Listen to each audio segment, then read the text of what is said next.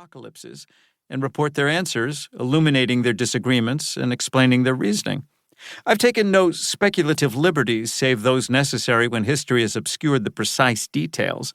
There's no way to know, for example, the timing and path for every ejected lava bomb during the Pompeii eruption, and therefore it's possible the path I recommend would place you directly beneath a falling hunk of smoldering rock.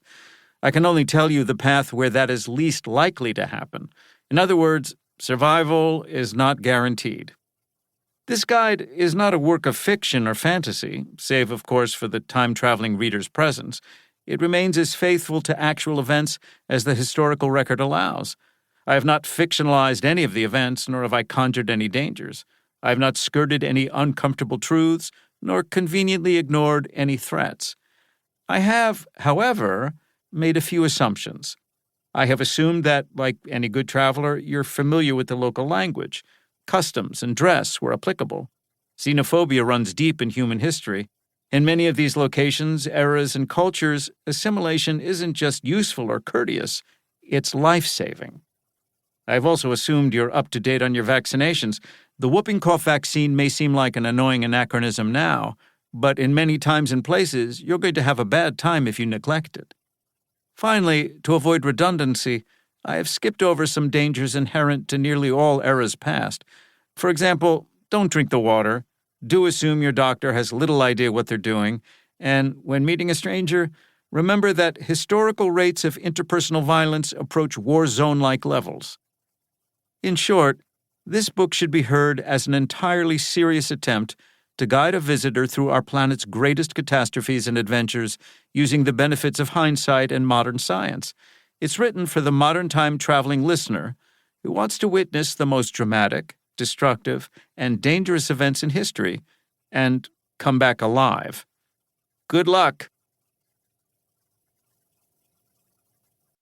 How to survive the dinosaur age. Let's say you want to visit the era when the most powerful predators in history attacked the largest land animals the planet has ever seen.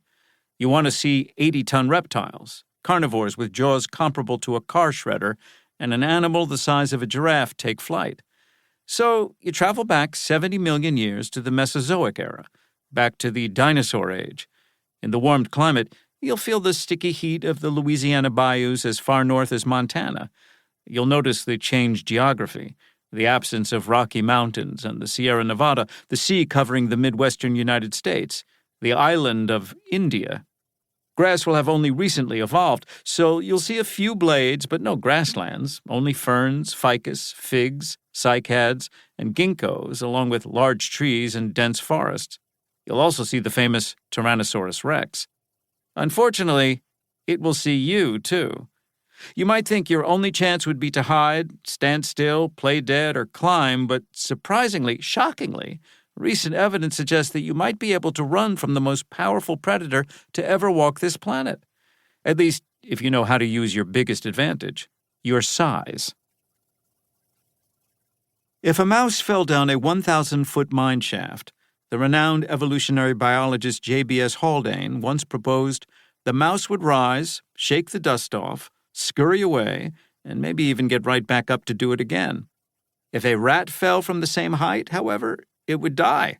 A horse would splash, Haldane writes, and a human would break.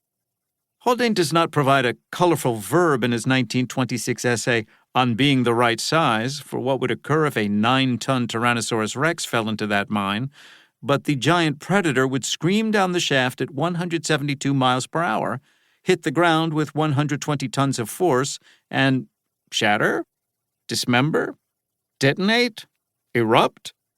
Regardless of the proper descriptor for the T-Rex's disturbing demise, the purpose of Haldane's gruesome thought experiment was to demonstrate the dramatically different relationships that large and small animals have with gravity.